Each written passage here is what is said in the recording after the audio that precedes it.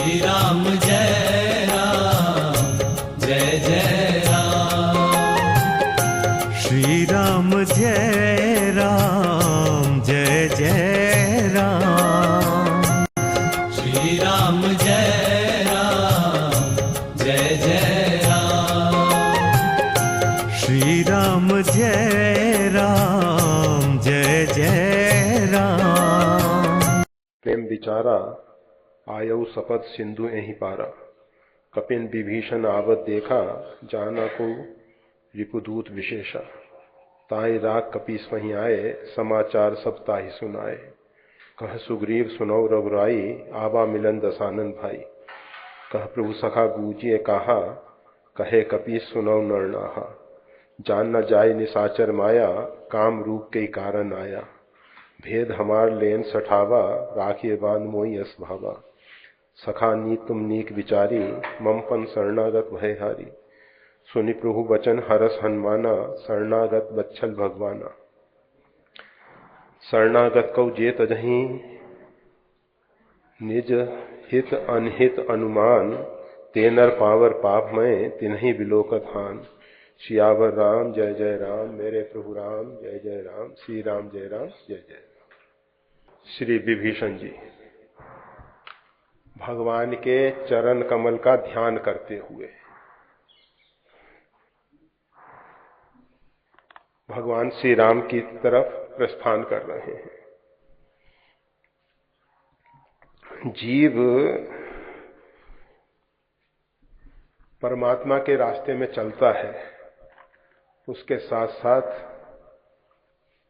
उसको सबसे बड़ा संबल, सबसे बड़ा बल यही है कि हम भगवान का नाम और भगवान के दिव्य गुणों का स्मरण करें। ये मन जो है चंचल है, मन तो स्थिर होता नहीं है। मन को स्थिर करने के लिए नाना प्रकार से योग साधन किए जाते हैं, फिर भी मन स्थिर नहीं हो पाता। हम सब चाहते हैं जीवन में परमार्थ की प्राप्ति हो, जीवन में परम अर्थ अर्थात राम ब्रह्म परमार्थ रूपा। जीव का जो परम अर्थ है वो है परमात्मा श्री राम। हम परमात्मा की प्राप्ति करना चाहते हैं, परमात्मा के मार्ग में आगे बढ़ना चाहते हैं। मन हमारा चंचल है, ऐसी स्थिति में भगवान के दिव्य गुणों का, भगवान के नाम का सुमरन करते हुए मार्ग में आगे बढ़ें तो सफलता मिलती है।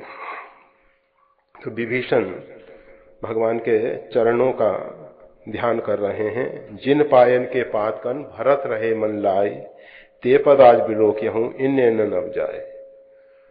जिन चरण कमल की पादुका का आश्रय लेके भरत जी का मन जो है परमात्मा में लगा हुआ है, उन चरणों का आज दर्शन करूंगा। आज मेरा सौभाग्य होगा कि वही चरण, भरत जी को सीधे चरण प्राप्त नहीं है। भरत जी जो हैं भगवान की पादुका का आश्रय लेके, अवलंब लेके भगवान का ध्यान कर रहे हैं।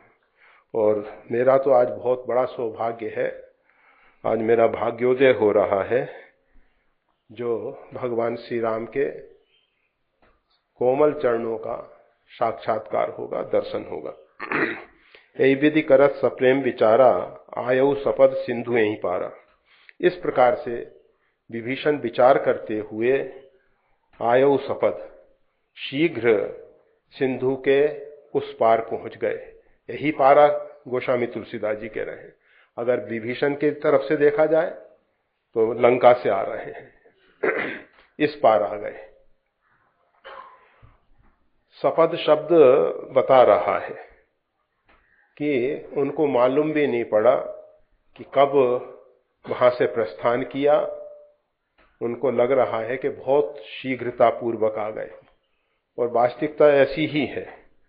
अगर हमारा मन भगवान के चरण कमलों में लगा हुआ है, ध्यान में हम डूबे हुए हैं, तो समय मालूम नहीं पड़ता। और अगर हम विषाद में डूबे हुए हैं, दुख में डूबे हुए हैं, क्लेश और कष्ट में डूबे हुए हैं, तो समय जो है बहुत बड़ा हो जाता है।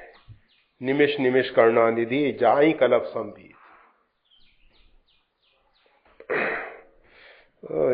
विभीषण को ध्यान का, भगवान के नाम और गुणों का जो आनंद मिल रहा है, उस आनंद के कारण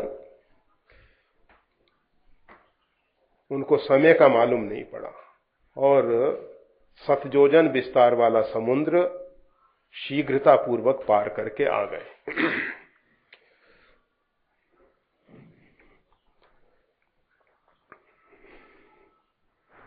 विचार के साथ यहां एक और शब्द जोड़ दिया है, सप्रेम विचारा। विचार में अगर प्रेम पूर्वक विचार किया जाता है तो वो जो है दिव्य रस की प्राप्ति कराने वाला होता है, वो भक्ति संबंधी हो जाता है। ज्ञान मार्ग वाला भी विचार करता है और भक्ति पथ वाला भी विचार करता है, दोनों ही विचार करते हैं। परंतु भक्ति पथ वाला भगवान की दिव्य लीलाओं का चिंतन करता है, भगवान के गुणानुवाद का चिंतन करता है और उसमें उसका प्रेम जो है जुड़ा होता है। ज्ञानी, वैसे तो गोस्वामी तुलसीदास जी का अभिप्राय तो यही है, जोग कुजोग ज्ञान अज्ञानु जहन राम प्रेम प्रधानु। जहां भगवान श्री राम के प्रेम की प्रधानता नहीं है वो जोग कुजोग हो जाता है, ज्ञान अज्ञान हो जाता है। परंतु साधारण रूप में जो ज्ञान मार्ग वाले हैं, विचार मार्ग वाले हैं,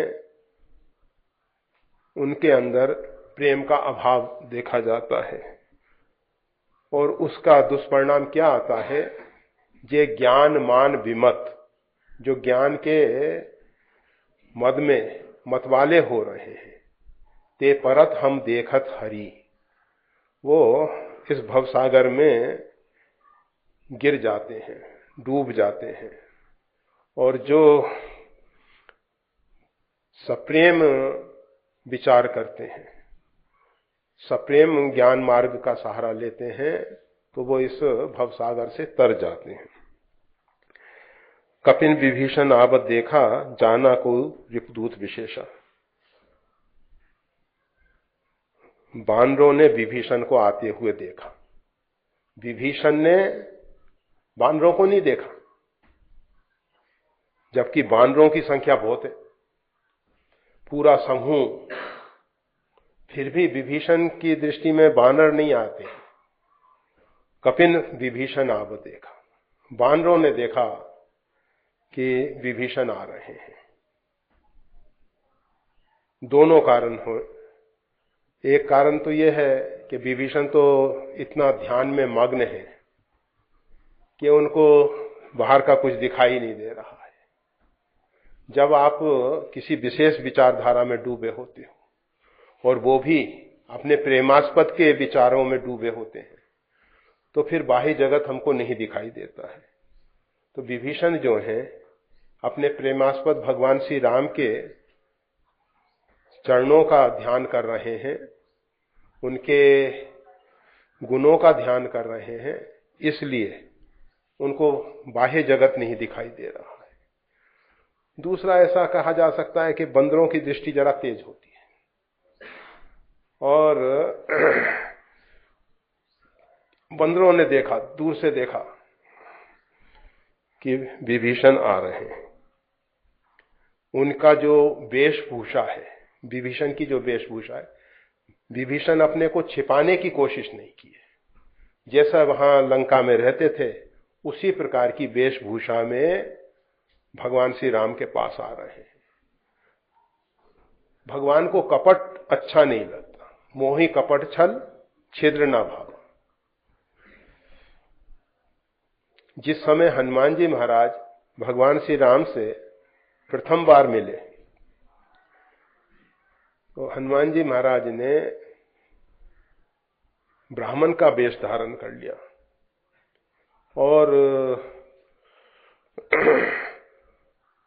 भगवान से वार्तालाप करने लगे। तो भगवान एक अनभिज्ञ की तरह उनके साथ वार्तालाप करते हैं।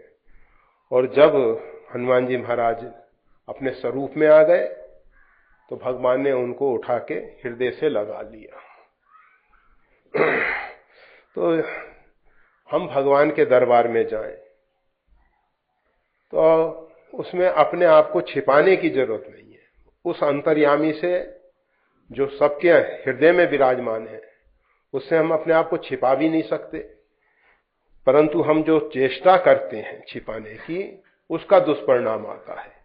हम छिप तो नहीं पाते हैं, परंतु परमात्मा को ये अच्छा नहीं लगता कि हम कपट पूर्वक छल पूर्वक भगवान के पास जाएं। भगवान की शरणागति स्वीकार करनी है तो कपट और छल का त्याग करना होगा। हम जैसे हैं, हम खोटे हैं, खरे हैं, जैसे भी हैं, हम गलत हैं, अच्छे हैं, जो भी हैं, भगवान ये नहीं कहते कि अत्यंत दुराचारी मेरी शरण में नहीं आ सकता। अत्यंत दुराचारी हैं तो भी भगवान उसको आश्रय देते हैं। तो भगवान की शरण में जाने में कोई छिपाव नहीं। तो विभीषण अपने वही वेशभूषा में आ रहे थे तो बंदरों ने विचार किया ये कोई विशेष रावण का दूत है। रावण का दूत क्योंकि लंका की तरफ से आ रहे हैं इसलिए, और विशिष्ट व्यक्ति के रूप में दिखाई दे रहे हैं। विभीषण विशेष भीषण काय वाले हैं। उनकी काया जो है, शरीर जो है बहुत भीषण है, इसीलिए विभीषण उनका नाम है। तो विशाल शरीर है। तो इन्होंने सोचा कोई विशेष दूत आ रहा है। दूत बानरों ने कहा रुक जाइए, आगे बढ़ना संभव नहीं है। सुरक्षा की व्यवस्था बहुत कड़ी है। सुग्रीव की तरफ से सुरक्षा की व्यवस्था बहुत है, क्योंकि सुग्रीव जानते हैं कि वो सेनापति हैं और अगर किसी भी प्रकार से सेना को नुकसान होगा तो उसका दायित्व उनके ऊपर है। इसलिए सुग्रीव ने चारों तरफ बहुत कठोर पहरा लगा रखा है कि कोई भी अपरिचित व्यक्ति सीधे आगे ना बढ़ सके, प्रवेश ना कर सके। तो ताही राख बानरों ने उनको कहा आप यहीं रुकिए। उनको रोक दिया गया विभीषण जी को, और कपीस पही आए। और ये जो बानर हैं सुग्रीव के पास गए, सीधे भगवान श्री राम के पास नहीं गए। वहां की एक व्यवस्था है, बानर पहले सुग्रीव के पास जाते हैं, सुग्रीव फिर वो समाचार भगवान श्री राम को देते हैं। सीधे सीधे कोई भगवान श्री राम से नहीं मिल सकता है। छावनी पड़ी है और सेना की छावनी है, उसमें अगर व्यवस्था नहीं की जाएगी तो कोई भी दुर्घटना घटित हो सकती है, संभावना है। तो सुग्रीव एक अच्छे शासक हैं और अपने ढंग से व्यवस्था कर रखे हैं। तो बानरों ने आके सुग्रीव जी को सब समाचार सुनाए कि किस किस प्रकार से लंका की तरफ से 5 व्यक्ति आए हैं और उसमें एक विशिष्ट दिखाई दे रहा है, 4 उसके सहयोगी दिखाई दे रहे हैं। बानरों ने उनका परिचय पूछ लिया था और विभीषण ने स्पष्ट बता दिया था कि मैं रावण का छोटा भाई भगवान की शरण में आया।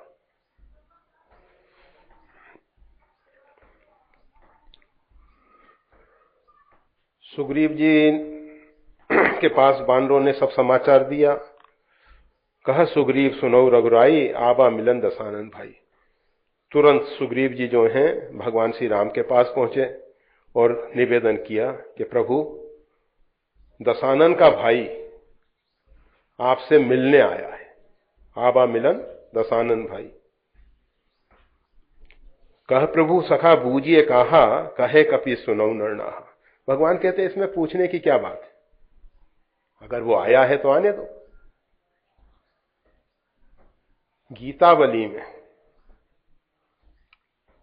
गीतावली रामायण, उसमें आता है कि भगवान श्री राम लक्ष्मण जी से वार्तालाप कर रहे हैं और वार्तालाप में कह रहे हैं क्या विभीषण यहां आएगा, इस प्रकार का प्रश्न लक्ष्मण जी से कर रहे हैं।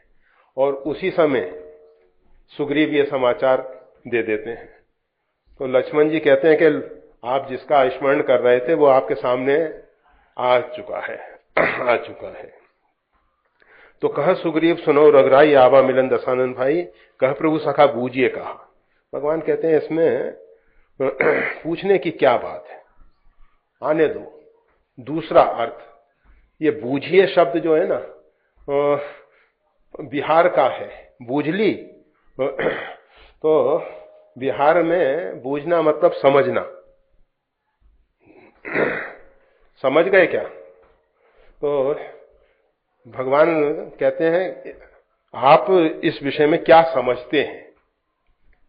जो विभीषण अथवा रावण का भाई जो आया है, इस विषय में आप क्या समझते हैं?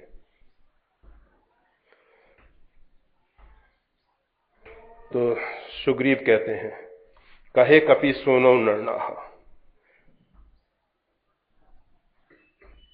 हे राजेश्वर, नर नाहा मतलब मनुष्यों के राजा।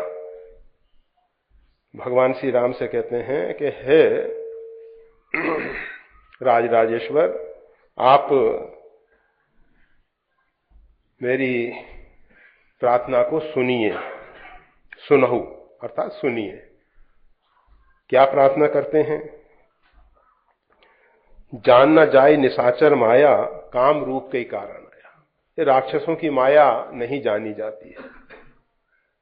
पता नहीं किस कारण से ये जो इच्छा रूप धारण करने वाले राक्षस हैं, अभी तो मानव रूप में आया है, पता नहीं किसी दूसरे वेश में भी आ सकता है और कुछ भी कर सकता है।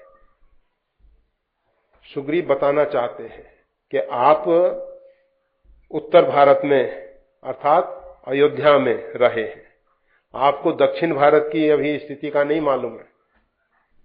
दक्षिण भारत में ये राक्षसों का आतंक बहुत फैला हुआ है और हम सब बानर जो हैं हमेशा देखते रहते हैं कि राक्षस हम सबको किस किस प्रकार से उत्पीड़ित करते रहते हैं। हम राक्षसों के संपर्क में अनेकों बार आ चुके हैं और राक्षस अनेकों बार किष्किंधा तक आए हैं और इनका व्यवहार, बर्तन सब हमने देखा है। हम इनसे अच्छे ढंग से परिचित हैं, आप इनको नहीं जानते हैं। ये राक्षसों की ऐसी माया है, ऐसा छल है, ये ऐसे कपट करने वाले होते हैं, इनके विषय में कुछ भी कहना बड़ा कठिन है।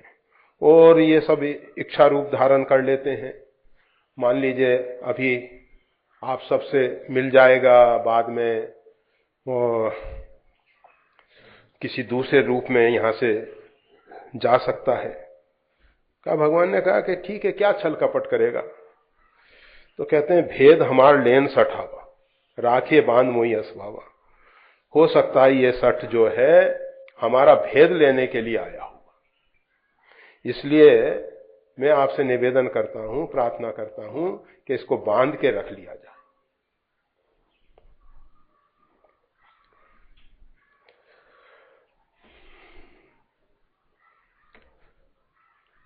भगवान ने विचार किया, सुग्रीव जो कह रहे हैं भेद हमार लेन सठावा। ये मूर्ख जो है हमारा भेद लेने के लिए आया है। तो भेद ले भी जाएगा तो उससे दो ही परिणाम आएंगे। अगर कोई भगवान का भेद जान जाए तो भगवान का भक्त हो जाएगा, भगवान के अंतःकरण के विषय को जान जाए, भगवान के मानसिकता को समझ जाए, भगवान के स्वभाव को समझ जाए, भगवान की प्रकृति को समझ जाए, भगवान का भेद उसको मिल जाए तो सुनिश्चित है कि भगवान का भक्त हो जाएगा। और अगर थोड़ी देर के लिए हमारे जो जूथपति हैं उनका भेद इसको मालूम पड़ गया, अर्थात हनुमान जी इत्यादि जो वानर वीर हैं, जूथपति हैं, सेनापति हैं, उनका भेद, तो ये जाके रावण को बताएगा कि इस प्रकार के बलशाली वहां सेनापति हैं, जूथपति हैं, और पदुम 18 जूथ बंदर 18 पदुम यूथपति हैं। तो रावण उससे भयभीत ही होगा, रावण को उससे कोई ऐसा नहीं लगेगा कि इस सेना को हम आसानी से जीत सकते हैं। पर भगवान ने ये सब बातें कुछ नहीं कही। भगवान ने सुग्रीव का समर्थन करते हुए कहा, सखा नीत तुम नीक विचारी, ममपन शरणागत भयारी। हे सखा, आप राजा हो और आप राजनीति अच्छे ढंग से जानते हो, इसलिए आपने सही विचार किया। क्या सही विचार किया? कि रिपु के दूत को, शत्रु के दूत को बांध के रखना चाहिए, उसको सीधे नहीं छोड़ देना चाहिए। ये आपने बहुत सही विचार किया है, बिल्कुल सही विचार किया है। परंतु मेरे साथ एक समस्या है।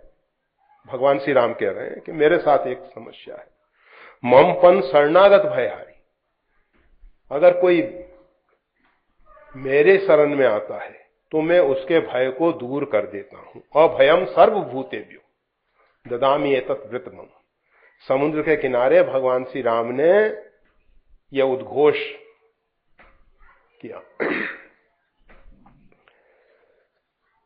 असंख्य वानरों के बीच में भगवान ने ऐसा बताया कि मेरा ऐसा पन है, मेरी ऐसी प्रतिज्ञा है कि जो भी मेरे शरणापन होता है उसका मैं भय दूर कर देता हूं, उसको निर्भय कर देता हूं, उसको किसी भी प्राणी से, किसी भी व्यक्ति से, किसी भी भूत समुदाय से, मतलब पंच महाभूतों से रचित जितने भी सृष्टि का विस्तार है उन सबसे मैं उसको अभय प्रदान कर देता हूं। सर्वभूतेभ्यो।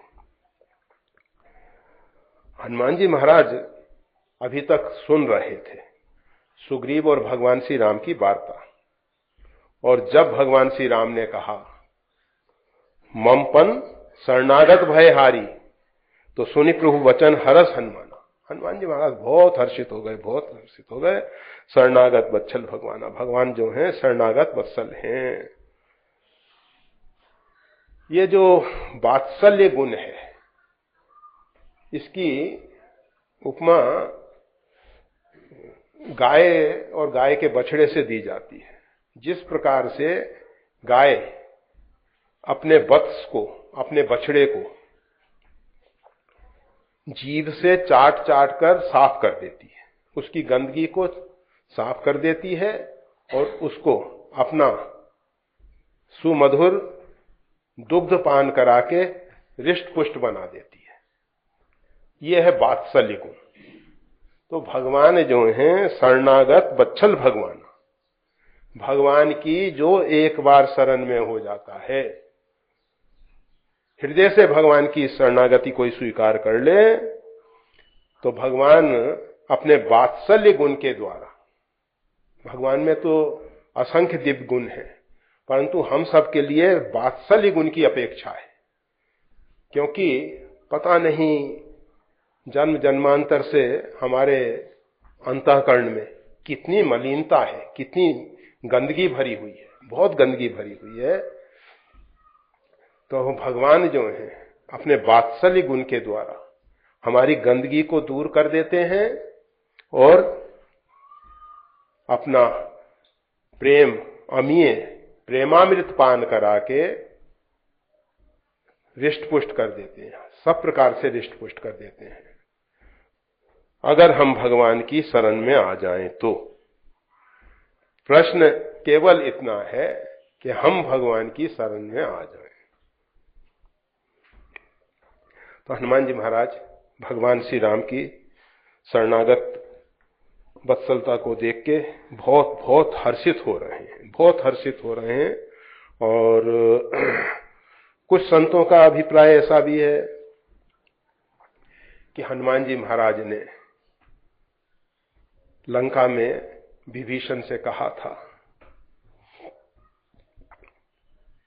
आप जो हैं यहां केवल अकेले रह के अपनी भक्ति कर रहे हैं, केवल आप अपना कल्याण कर रहे हैं, और लंका में आपका जो बड़ा भाई है अत्याचार अनाचार पापाचार कर रहा है,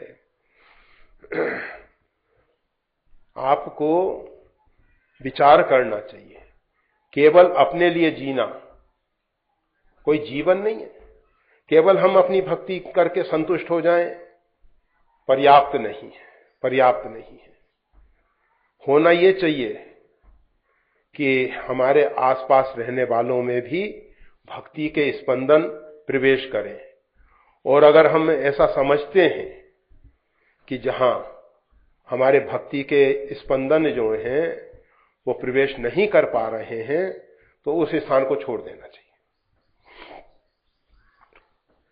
रावण कभी भी विभीषण को भक्ति मार्ग से हटाने की चेष्टा नहीं किया, जबकि रावण के भवन के नजदीक विभीषण का भवन है, और विभीषण के भवन के नजदीक राम मंदिर बना हुआ है। हरि मंदिर तहां भिन्न बनावा, रामायुध अंकित गृह शोभा वर्णी न जाए, नव तुलसी का वृंद तहां देख हर्ष कपिराए।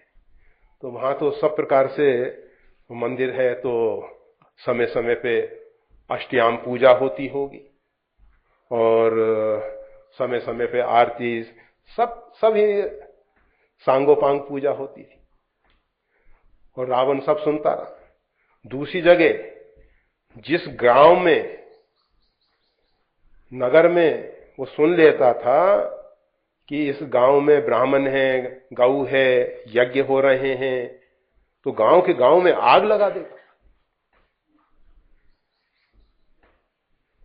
परंतु विभीषण को कभी उसने सताया नहीं,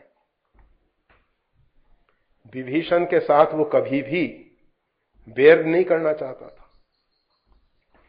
उसके पीछे संत कहा करते हैं कि ऐसा रावण को लगता था कि रावण ने भक्ति का वरदान मांगा है, अगर इसमें वरदान को मैं झूठा करूंगा या उसके लिए कुछ आयास प्रयास करूंगा तो मेरा वरदान भी झूठा हो जाएगा।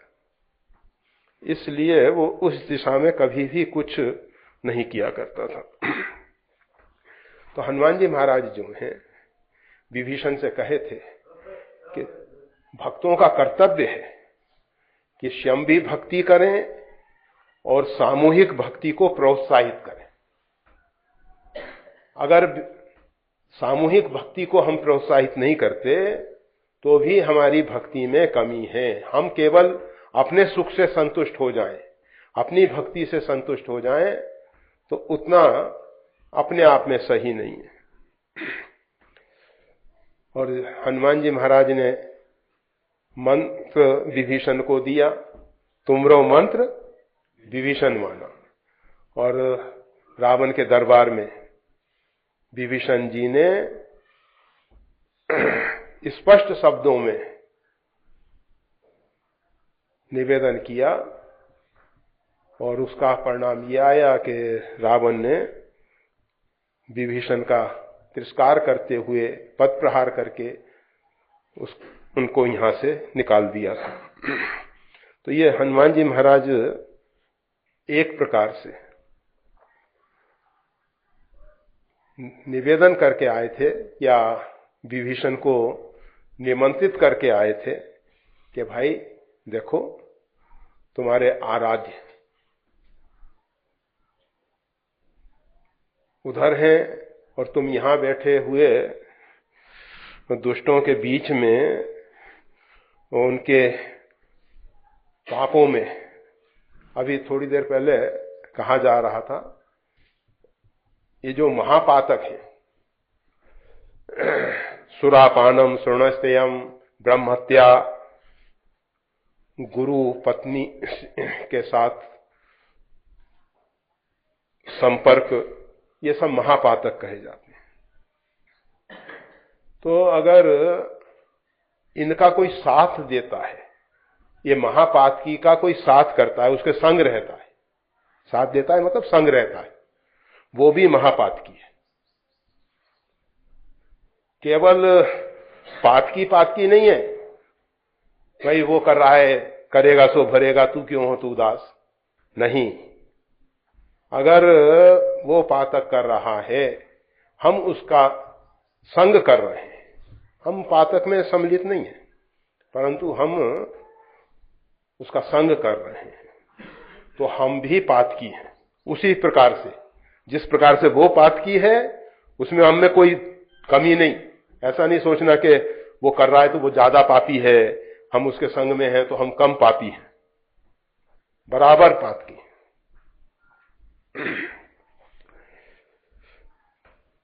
हनुमान जी महाराज ने बताया विभीषण को कि तुम पातक तो नहीं करते, परंतु संग तो करते हो, इसलिए तुम भी पातकी हो।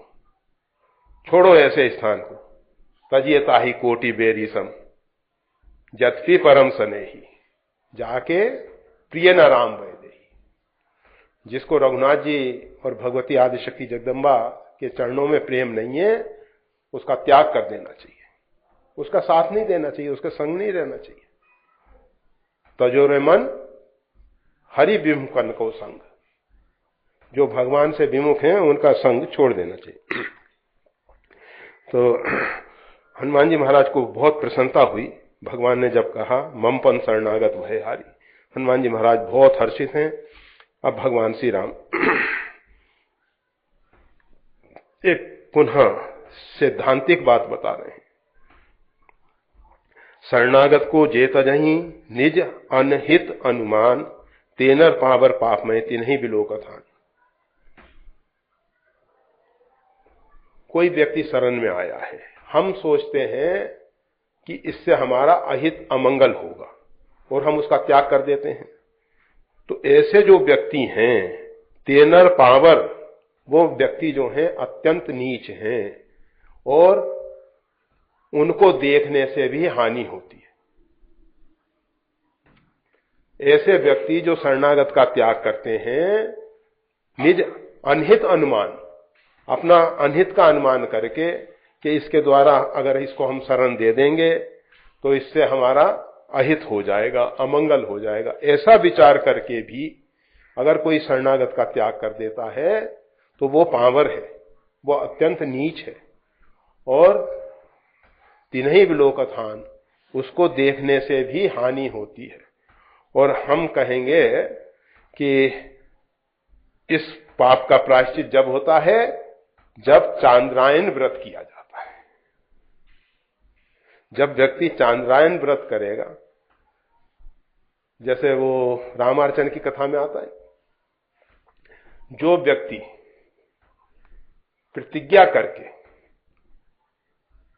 नहीं देता है, अर्थात जैसे मंदिर में गए और हमने भगवान से प्रार्थना की कि भगवान हमारा अमुक कार्य हो जाएगा, बाधा रखी तो हम ऐसा ऐसा करेंगे और नहीं किया, तो ऐसे व्यक्ति का मुख देखने से वो पाप होता है। उस पाप की निवृत्ति जब होती है जब चांद्रायन व्रत किया जाता है। उसी प्रकार से ये जो शरणागत का त्याग करने वाले व्यक्ति हैं, भले ही वो अपना अहित का अनुमान करके कि भाई अगर इसको हम शरण दे देंगे तो फिर सत्ता पक्ष वाले हमसे नाराज हो जाएंगे, ऐसा हो जाएगा, वैसा हो जाएगा, ऐसा, या इस व्यक्ति के विरोध में तो बड़े बड़े बाहुबली लोग पड़े हुए हैं तो उनका साथ हमारा बैर हो जाएगा, अनेक प्रकार के अहित का अनुमान करके हम उसका त्याग करते हैं, तो हम अत्यंत नीच हैं और हमारे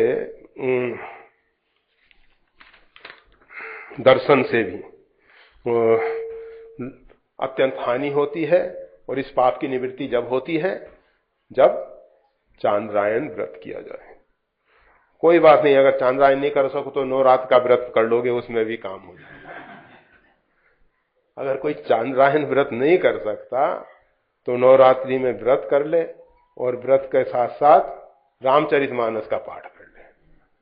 खाली व्रत नहीं, व्रत के साथ मानस का पाठ करे तो भी इस पाप से मुक्ति हो जाएगी। भगवान श्री राम कह रहे हैं, कोट विप्रपद नागई जाऊ, आए शरण तजऊ नीता हूं। भगवान कहते हैं कोई व्यक्ति कितना ही भयंकर अपराधी क्यों ना हो, ब्राह्मणों की हत्या ये महापातक है। कोटि विप्र रावण के द्वारा ये महापातक हुआ है, क्योंकि जहां जहां यज्ञों में उसने कितने ब्राह्मणों को नष्ट किया है। तो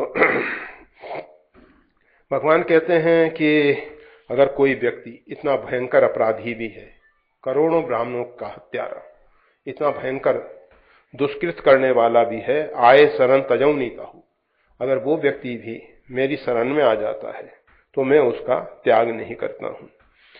अन्यत्र, यहां मानस में तो नहीं है, अन्यत्र लिखा है कि अगर विभीषण से भगवान श्री राम कहते हैं, सुग्रीव से भगवान श्री राम कहते हैं कि अगर रावण भी शरण में आ जाएगा तो भगवान उसका त्याग नहीं करेंगे। सन्मुख होई जीव मोई जब वहीं जन्म कोटक नासई तमहि। जब जीव जो है भगवान के सन्मुख हो जाता है तो करोड़ों जन्म के उसके पाप जो है नष्ट हो जाते हैं। हम अगर भगवान के सन्मुख हो गए, एक बात ख्याल करनी, भगवान के सन्मुख होने का सीधा सा अर्थ है जगत की तरफ पीठ दे देना। हम सब 4 मुख वाले तो नहीं हैं, 6 मुख वाले तो नहीं हैं, 10 मुख वाले तो नहीं हैं, क्या आगे भी देख लें पीछे भी देख लें। भगवान के हम सन्मुख हैं तो संसार की तरफ पीठ हो जाएगी, और संसार को अगर हम देखेंगे तो भगवान की तरफ पीठ हो जाएगी। दोनों में से एक ही स्वीकार किया जा सकता है, दोनों एक साथ नहीं हो सकते। या तो संसार को संभाल लो या परमात्मा को संभाल लो। केवल वो व्यक्ति जो संसार में संसार को राम रूप में देखते हैं।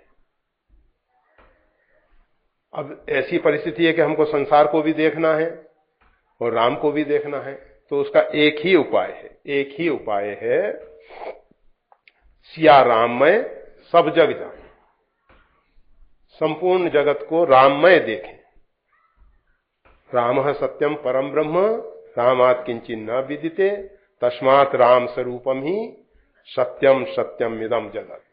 इदम जगत राम रूप है, ये विश्व रूप रघुवंशमणि करहु वचन विश्वास। ये जगत जो है नहीं, तो इससे एक नीचे एक और कक्षा है, ईशावास्मिदम सर्वम। ईश का आवास है, परमात्मा का निवास स्थान है। अगर हम पूरे जगत को राममय नहीं देख पाते तो राम जी का निवास तो मान लें इसको, सबके हृदय में राम जी को देखें। तो भगवान के सन्मुख होने से जगत की तरफ पीठ करने वाली बात नहीं होगी, और जगत की तरफ मुख करेंगे तो जगत में भी राम दिखाई दें, परमात्मा दिखाई दें। उमा जे रामचरण रथ विगत काम मत क्रोध निज प्रभुमय देखें जगत। तो इस प्रकार से सन्मुख हो सकते हैं, परंतु भगवान श्री राम कह रहे हैं हम सब चाहते हैं कि जगत को भी साथ ले लें और राम जी को भी साथ ले लें। ये दोनों एक साथ नहीं चलेगा भाई।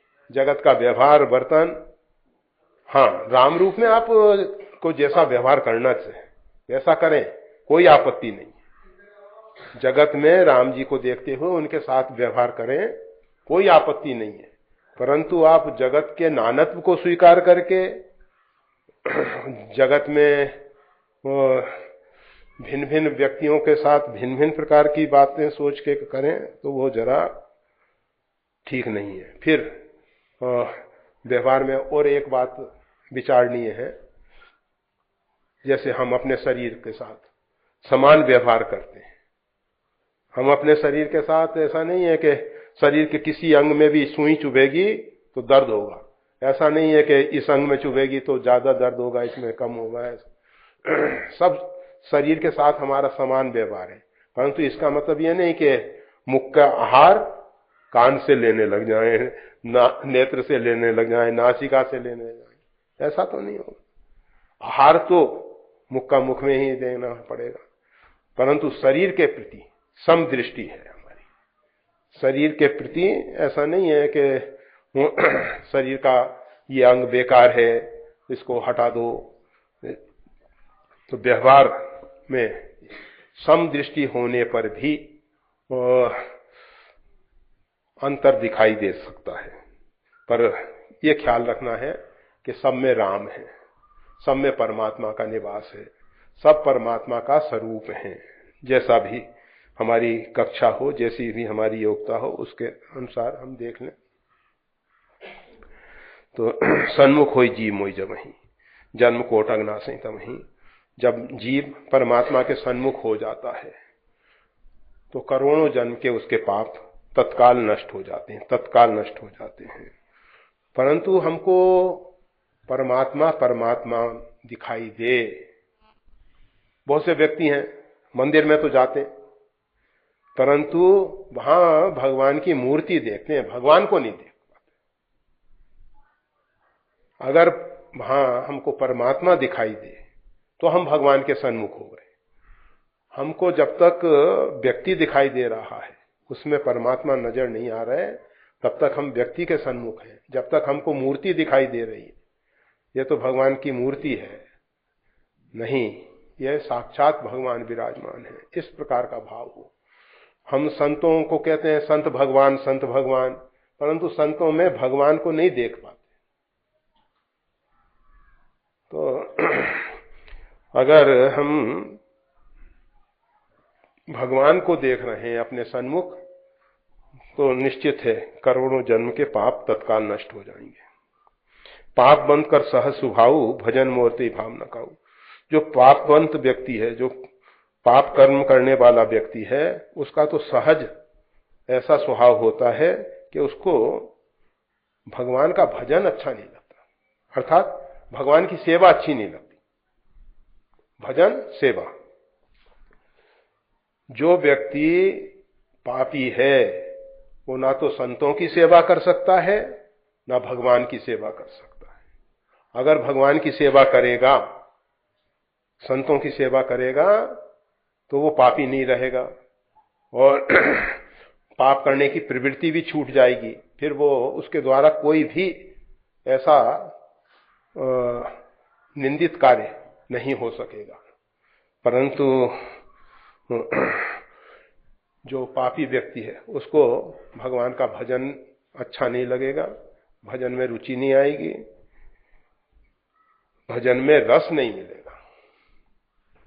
अगर हमको माला करने में आलस आता है, स्वाध्याय में, रामायण के पाठ में आलस आता है, सत्संग में आलस आता है, अर्थात रस की उपलब्धि नहीं हो रही है, तो समझ लेना चाहिए ये हमारे पाप का ही परिणाम है। अपने अंदर जो पूर्वकृत दुष्कर्म है उनको देखते हुए उसके लिए कोशिश करनी चाहिए, जिससे भगवान के नाम से सब पातक नष्ट हो जाते हैं, सब पातक नष्ट हो जाते हैं। जो पे दुष्ट हृदय सोई होई, मोरे सन्मुख आपकी सोई। जो अगर कोई दुष्ट व्यक्ति होता तो वो मेरे सन्मुख आ सकता है क्या? अर्थात नहीं आ सकता। निर्मल मन जन सो मोहि पावा, मोहि कपट छल छिद्र न बाबा। भगवान कहते हैं मेरे को तो निर्मल मन वाले ही व्यक्ति पा सकते हैं। हम सबके लिए संदेश है। हम भगवान को क्यों नहीं पा रहे हैं? क्योंकि हमारा मन अभी निर्मल नहीं है। हमारे अंदर कपट है, छल है, छिद्र यानी दोष, नाना प्रकार के दोष हमारे अंदर हैं। नाना प्रकार से हम ऊपर से कुछ दिखाना चाहते हैं, अंदर से हम कुछ दूसरे हैं, और छल करके हम अपना स्वार्थ हल करना चाहते हैं, दूसरों को ठग के अपना कार्य बनाना चाहते हैं। तो इस कारण से हम भगवान को नहीं पा रहे हैं। हमारे अंदर ये जो विकृतियां हैं, हमारे अंदर ये जो कमियां हैं, ये हमको परमात्मा तक नहीं पहुंचने दे रही हैं। भेद लेन पठवा 10 सीसा, तबो न कछ हान कपीसा, जग में सखा निशाचर जेते, लक्ष्मण हनि निमिष महु तेते। अगर रावण ने हमारा भेद लेने के लिए इनको भेजा है, अर्थात विभीषण को भेजा है, तबहु न कछ हान कपीसा, तो भी उससे ना तो कोई भय है और ना किसी प्रकार की हानि है। ऐसा भगवान श्री राम कह रहे हैं। भगवान बताते हैं, जग में सखा निशाचर जेते, लक्ष्मण हनि निमिष महु तेते।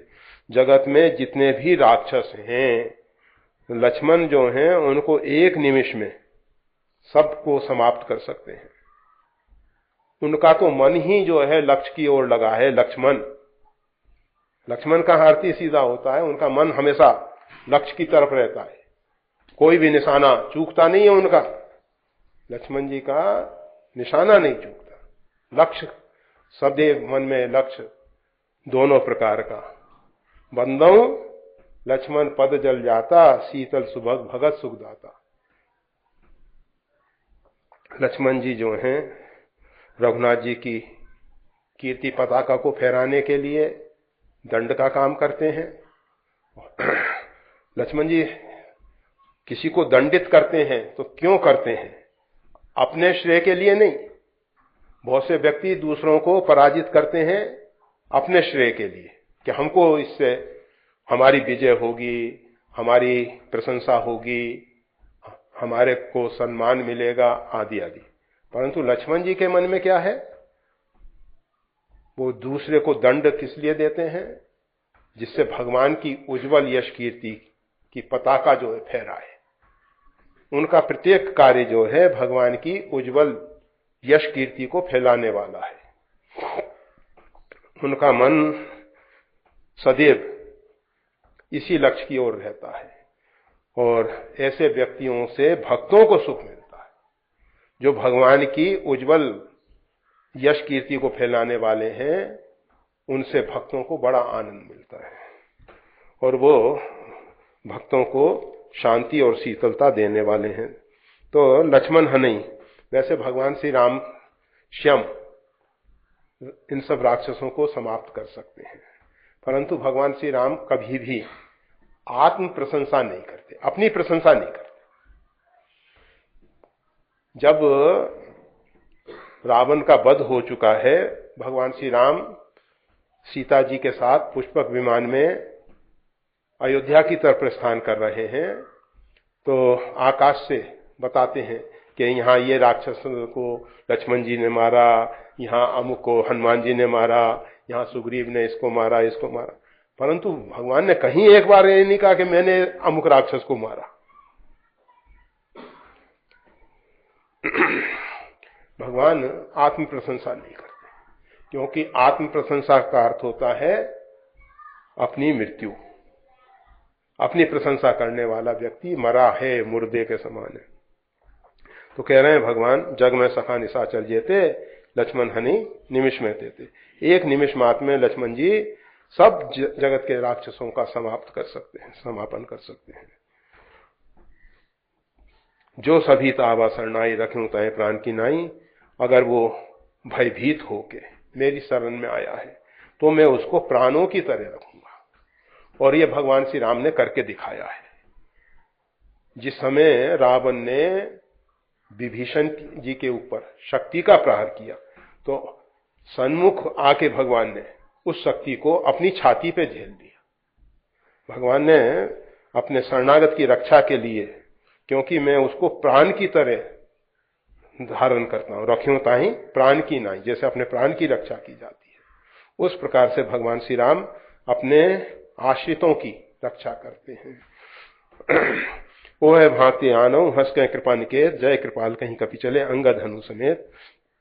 भगवान श्री राम कहते हैं दोनों प्रकार से आने दो। अगर भेद लेने आया है कोई चिंता की बात नहीं, भेद लेके चला जाए। हमारे जितने भी गणमान्य वानर वीर हैं उनके विषय में रावण को बताएगा तो रावण भयभीत हो जाएगा। और जिस भी प्रकार से अगर हमारे यहाँ फूट डाल के या अन्य अन्य प्रकार से कुछ करना चाहेंगे तो उसमें भी चिंता की बात नहीं है। हमें हमारा भाई लक्ष्मण जो है एक मात्र वो ही पर्याप्त है। और वास्तविक में जामवंत जी ने कहा है कौतुक लाग संग कपि सेना।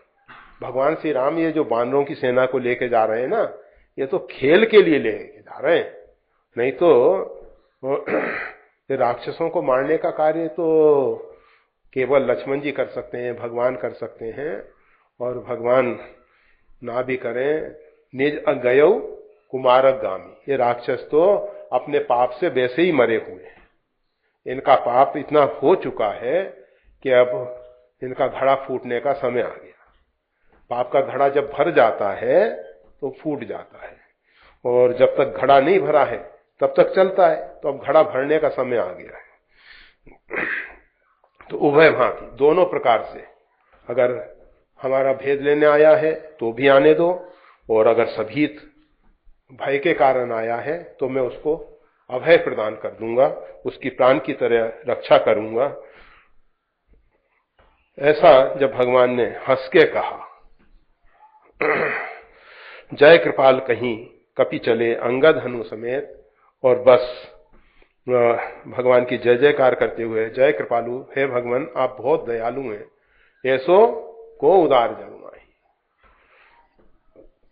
बिन सेवा जो द्रवय दीन पर राम सरिस को नाई। ऐसा कोई संसार में दयालु नहीं है, कृपालु नहीं है, भगवान श्री राम हैं। तो ऐसा कह के बानर हनुमान जी और अंगद के साथ, मतलब इन दोनों बड़भागियों के साथ, बड़भागी अंगद हनुमाना चरण कमल चापत विधिनाना, तो ये अंगद और हनुमान बहुत बड़भागी हैं। इनके साथ बानरों को लेके विभीषण के स्वागत में जा रहे हैं। वैसे हनुमान जी का नाम हनुमान है, परंतु यहाँ गोस्वामी तुलसीदास जी महाराज अंगद हनु समेत हनु शब्द प्रयोग कर रहे हैं। हनुमान जी हमको बताना चाहते हैं कि जब संतों से मिलने जाएं तो मान की अपेक्षा नहीं रखनी चाहिए। अपने नाम में भी अगर कहीं मान की संभावना दिखाई देती है तो उसको हटा देना चाहिए।